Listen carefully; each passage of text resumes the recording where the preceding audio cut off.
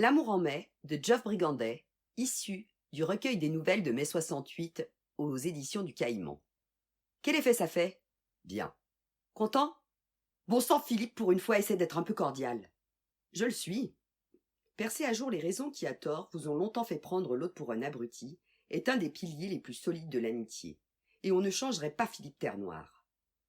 Lorsqu'au début des années 70, ils avaient intégré tous les deux le cabinet conseil de Giscard, Pierre avait immédiatement pensé que Philippe était un vrai con. Un type qui vous regardait toujours de haut, jamais aimable et peu disert. Puis au fil des mois, il avait compris que ce qu'il avait pris pour de la condescendance et du mépris était en fait le résultat d'une tendance inexpliquée à la mélancolie.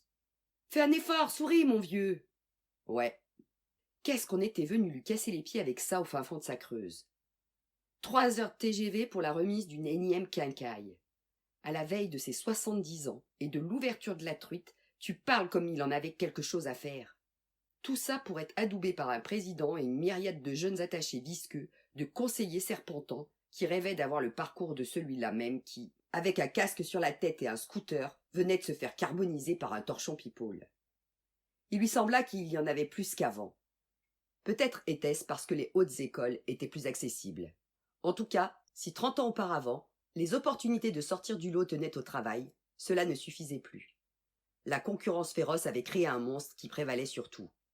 La capacité à se faire remarquer. Pierre Pinjon, son ami sénateur, l'avait un peu rassuré en acceptant de lui servir de poisson pilote. Lui les connaissait tous, et à la durée de la conversation qu'il leur accordait, il était facile de cerner à quel niveau d'intérêt se situaient ces embryons de VIP. Coincé contre le buffet, les mains jointes devant lui, il se fit l'effet d'un nouveau veuf à la sortie d'un cimetière, devant lequel, en une longue file recueillie, attendaient ceux qui souhaitaient lui témoigner leur soutien. Sauf que là, c'était des félicitations. Il ne put s'empêcher d'imaginer ce qu'elles pourraient être adressées à un veuf. « Je suis heureux pour toi que tu te sois débarrassé de cette pute. Elle t'aura bien fait chier, celle-là. Profite maintenant, on se retrouve demain au PMU. » Pierre dut lui envoyer un petit coup de coude pour le ramener à la soirée. « Mes hommages, madame Galtier. »« Les cycles Galtier ?»« C'est ça, mon épouse et moi avons tenu à être là pour vous adresser nos félicitations. Cette distinction est méritée. Vous avez porté avec honneur le flambeau de la France. Merci infiniment. » Voilà le genre de phrase bateau qu'il faisait mine de pensée sincère, dommage auquel il affectait d'être sensible à grand renfort d'amabilité et de baisement. La file ne semblait pas vouloir diminuer. Monsieur et madame Leroy de Gourdon-Saint-Cyr, le sénateur d'Aillères, le giton du président de l'Assemblée, le roi de la rillette et député du Mans, celui qui a failli se faire choper pour ses 8 comptes au Caïman. Glenn Poilodon, créateur de la comédie musicale Pépette a eu 3 petits. Madame... Merci, Pierre, je sais qui est madame de Fromont. Pierre nota le regard peu amène que s'envoyèrent ces deux-là. Le visage de Philippe se ferma un peu plus. Hélène de Fromont, extrêmement discrète, n'apparaissait jamais dans les soirées mondaines. Héritière richissime, son mariage puis son veuvage l'avaient propulsée au rang de 4e fortune mondiale. C'était une femme de pouvoir, influente, capable de faire et de défaire les carrières politiques et les richesses, à qui seuls les présidentiables osaient demander un rendez-vous qu'elle accordait, ou non. L'événement de la soirée, plutôt que la mise à l'honneur d'un ancien flic qui avait fini ministre de l'Intérieur 20 ans auparavant, était bien sa présence à elle, totalement inattendue. Face à ce visage fermé, elle s'essaya néanmoins à une pointe d'humour. « Et moi, je n'ai pas le bras au baisement ?»« Pas envie. » En politique comme dans la diplomatie, le flou est l'apanage du plus grand nombre car il est nécessaire à la durée. Il vous ouvre un choix quasi illimité de tiers de positionnement, de quarts de conviction, de demi-prise de position, et vous pouvez passer de l'un à l'autre sans que jamais on ne vous en tienne rigueur en vous traitant de girouette. De la même façon, la veulerie qu'impose le pouvoir autour de lui rend imprudente toute présence au mauvais endroit et au mauvais moment. La file d'attente se volatilisa instantanément aux 4 coins de l'immense salle. Elle s'était approchée, très près, avec son long cou, ses mâchoires volontaires et son étendue vers lui, planter un regard furieux dans ses yeux. « Monsieur, vous êtes un goujat !» Pierre vit Philippe répondre d'un regard de défi accompagné d'un petit sourire ironique. « Madame, je ne suis pas un de vos ouvriers, pas un de vos gens de maison et encore moins votre chauffeur. » Pierre Pinjon, qui s'était écarté, assista de loin sans qu'il ne puisse en saisir le sens à ce qui ressemblait à un combat sans merci, bien que feutré, à des répliques destinées à balancer à l'autre des coups de badine en plein visage, à lui faire mettre un genou à terre.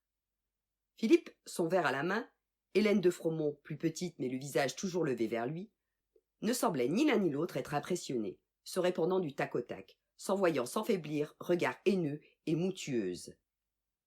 Après quelques minutes de confrontation, Philippe se pencha à l'oreille de Hélène de Fromont et lui chuchota quelque chose. Elle attrapa un verre sur un plateau qui passait imprudemment à côté d'eux et lui en jeta le contenu à la figure. La salle, effarée, se vida rapidement. Impassible, Philippe Terrenoire s'essuya le visage avec son mouchoir, salua Hélène de Fromont d'un mouvement de tête qui sentait le « rendez-vous à l'aube sur le pré, venez avec vos témoins », et dans un silence de mort, quelque chose d'indéfinissable sur les lèvres, il se dirigea vers la sortie, embrassant et remerciant au passage un Pierre sidéré. Le scandale avait été immense, mais heureusement seulement au sein de la classe politique et de la haute société parisienne, car le journaliste qui se serait avisé de lâcher le morceau à la plèbe aurait pu dire adieu à son fonds de commerce et à ses accréditations. Cependant, ce sujet pour les conversations à voix basse fit le bonheur des soirées mondaines durant quelques semaines. 2 mois plus tard. Putain de jardinier, injoignable comme d'habitude. Encore une fois, il allait arriver à Bédarieux et prendre possession de sa résidence de vacances au milieu des herbes folles. Putain de Philippe aussi. La mode actuelle, c'était ça. Ne pas répondre au téléphone. Avant, vous appeliez les gens pour qu'ils pensent à vous. Maintenant, vous ne leur répondiez pas pour qu'ils s'inquiètent. Dès le lendemain de l'incident, il avait essayé de le joindre, puis les jours suivants, puis les semaines suivantes. Inquiet, il avait fini par avoir au téléphone un ami commun qui l'avait rassuré. Philippe Terrenoire allait bien et passait l'essentiel de ses journées à la pêche. Chaque année, lorsqu'il quittait Paris, il passait par la Creuse et déjeunait avec Philippe dans la grande maison bourgeoise où celui-ci vivait seul entre jardinage, copains et pêche à la truite. Fatigué, lassé de ce printemps pourri, Pierre Pinjon avait avancé ses vacances. Sa visite précoce ne gênerait sûrement pas Philippe Terrenoire. Ils étaient amis depuis longtemps, chaque fois heureux de se revoir, et il devrait décliner comme d'habitude une invitation à rester quelques jours. Il gara la Peugeot devant le haut portail et sonna, 1 fois, 2 fois. À travers les barreaux, il observa alors le parc et la maison. Les volets étaient ouverts, quelques fenêtres aussi, et la vieille SM était bien là au bas du perron. Enfin, le portail s'ouvrit. Ils s'embrassèrent. Sans lui faire visiter le jardin comme à son habitude, Philippe Terrenoire passa un bras autour de ses épaules et l'entraîna rapidement à l'intérieur. Ils s'installèrent à la table de la cuisine devant quelques rafraîchissements. « C'est moi ou je tombe mal ?»« Pourquoi ?»« Tu as l'air préoccupé. Tu regardes constamment dehors. »« Quelle idée. J'attends le facteur, voilà tout. »« Nous ne nous appelons pas assez souvent, mon vieux Pierre. »« Tu n'appelles pas assez souvent, moi je le fais et tu ne réponds jamais. »« La maison est grande, le temps que j'arrive au combiné. »« Et le répondeur ? Il marche pas. Enfin, je crois. »« Depuis combien de temps ne nous sommes-nous pas parlé ? Le jour de la remise de ta Légion d'honneur, non ? Possible. Philippe, nous sommes de vieux amis, non ? Nous savons tout ou presque l'un de l'autre. C'est vrai. Nous devrions pouvoir nous dire les choses. Bien sûr. Alors je voudrais que tu m'expliques ce qui s'est passé avec Hélène de Fromont. Qu'est-ce qu'elle a bien pu te faire pour que tu te comportes ainsi ? Rien. Rien ? Tu l'as traitée comme de la merde, Philippe, et devant tout le monde en plus. Alors ? Il avait longuement hésité. Elle a gâché ma vie. Ta vie ?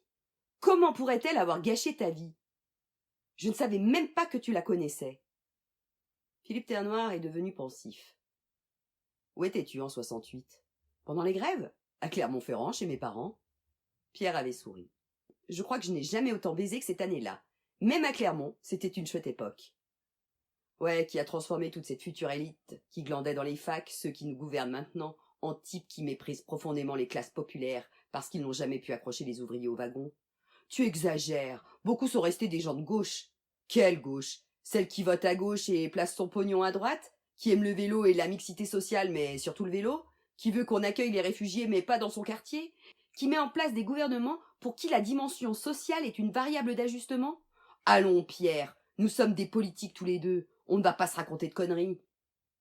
Pierre Pinjon songea au jour où, avec quelques copains de la fac de Clermont, ils avaient pris des boulons sur la tête par les ouvriers de chez ma fac. Cependant, Philippe avait raison. Il aurait été injuste de reprocher quoi que ce soit à la population ouvrière. Tout le monde à cette époque n'avait pas eu envie d'être militant, parce que c'était aussi accepté de bouffer de la couleuvre à tous les repas, servis par des syndicats qui avaient été contraints de prendre le train en marche.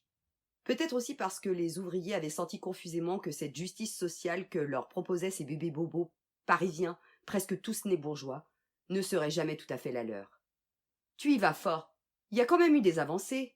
Grenelle, une simple remise à niveau. Un rattrapage. Et pourtant, tout le monde en a plein la gueule de 68. La révolution sociale, la libération sexuelle, celle de la parole. Les gens ne se rendent pas compte que le résultat de 68, ce n'est que ça, des paroles, du vent. Je vais te dire, Pierre, la seule chose qui a marqué nos esprits, c'est que nous étions jeunes. La preuve, les générations suivantes n'en ont rien à foutre de mai 68, mais ne concernent que nous. Pourquoi est-ce que tu me parles de ça, de cette époque? Pour moi, tu vois, les plus beaux jours de mai 68, ce fut du 6 au 10. Du 6 au 10. Je sortais de l'école de police, on expérimentait le noyautage des groupuscules et j'avais été affecté à une section qui se déguisait en manifestant. On jetait des pierres, on participait à des réunions d'étudiants et on ouvrait grand nos oreilles. C'était nouveau et parce que nous avions à peu près le même âge, nous étions insoupçonnables. Le seul problème, c'était nos collègues qui nous passaient à tabac comme ces petits cons si nous nous faisions attraper. Et ta carte de flic? Interdiction de l'avoir sur soi. Il était redevenu pensif. Il était 22 heures, un vrai merdier. Un boulevard Saint-Germain en feu où l'on courait d'un tas de pavés à l'autre dans les nuages de lacrymogènes, où l'on balançait tout ce que l'on pouvait trouver aussi loin qu'on le pouvait. Ça avançait, ça refluait dans un chaos indescriptible. Et puis, il y a eu plusieurs charges, les unes derrière les autres, et je me suis retrouvé piégé. Des flics devant, derrière, et pas un journaliste qui aurait pu les empêcher de faire ce qu'ils voulaient, à l'abri des regards. Je n'étais pas fier, crois-moi, parce que là, c'était certain, j'étais bon pour le lynchage et la pitié salpêtrière. Et alors? Je me suis réfugié dans une encoignure de porte. J'ai essayé de la défoncer, tu penses, mais les portes du boulevard Saint-Germain ne s'ouvrent pas comme ça, même de nos jours. C'est là qu'elle est arrivée, et s'est pelotonnée contre moi. Qui ça? Une manifestante qui essayait aussi de se mettre à l'abri. Dans les gravats qui jonchaient le trottoir, j'ai trouvé un morceau de ferraille, et avec, je suis parvenu à forcer la porte. Nous nous sommes précipités tous les deux à l'intérieur. C'était un hôtel particulier, un grand machin prétentieux que des bourgeois avaient déserté pour se réfugier à la campagne ou en Suisse. Comme nous étions bloqués à l'intérieur, nous avons allumé les lumières. Devant tout ce luxe, nous étions comme des gosses. Alors nous avons tout visité.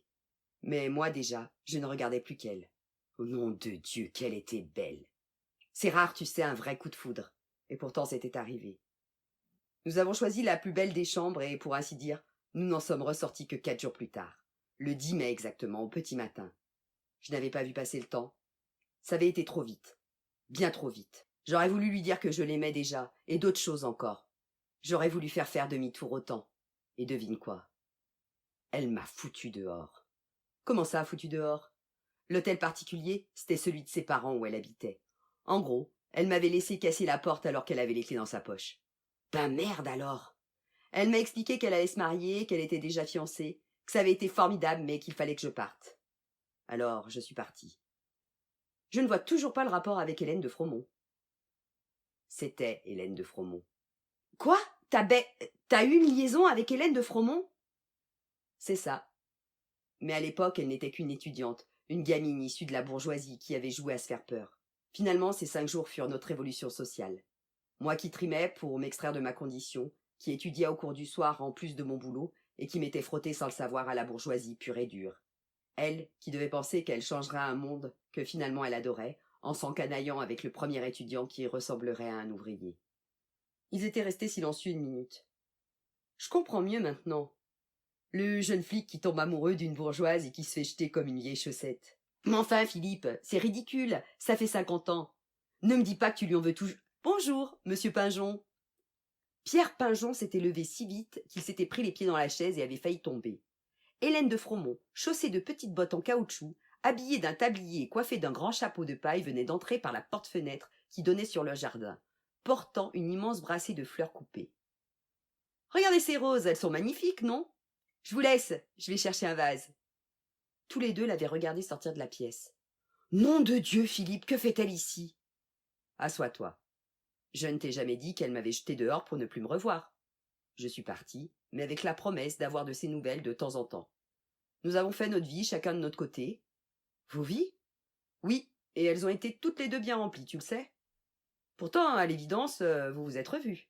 C'était après l'incident ? » ?»« Tu es à côté de la plaque, Pierre. Nous nous sommes revus dès l'année suivante, mais pas comme je l'aurais souhaité. Hélène s'est présentée au commissariat de quartier où j'étais affectée. Elle avait compris que son mariage ne serait jamais satisfaisant et que dans son milieu il était trop tard pour faire marche arrière. Comme son mari était absent pour la semaine, Nous avons passé 4 jours ensemble dans mon minuscule appartement dans la rue de Cochinchine. Ah, je me souviens de cet appartement. Tu l'as gardé de nombreuses années, non? C'est vrai. Et ces 4 jours auraient pu être merveilleux s'il n'y avait eu cette absence de solution à notre problème. C'est là qu'elle m'a proposé la chose suivante. Chaque année, elle ferait tout pour se libérer 5 jours à la date anniversaire de notre rencontre, et je l'aurais pour moi. Je n'étais pas tellement d'accord, mais je n'avais pas le choix. Il m'était impensable de ne plus jamais la voir. Alors j'ai accepté. Depuis, c'est comme ça. Elle arrive le 6 mai et repart le 10. Et voilà. Notre libération sexuelle à Hélène et à moi. Pitoyable, non?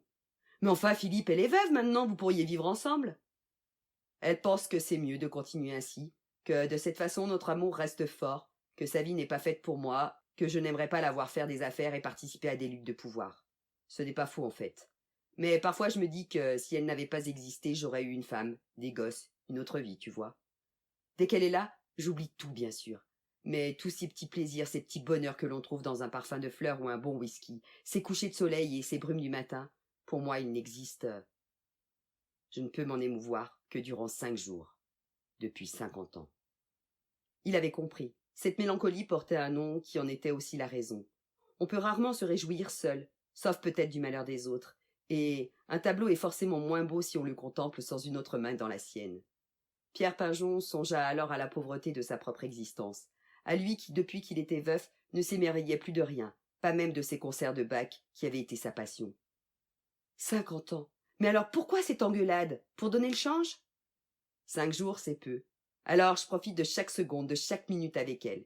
Ces affrontements ne sont qu'un arrangement pratique.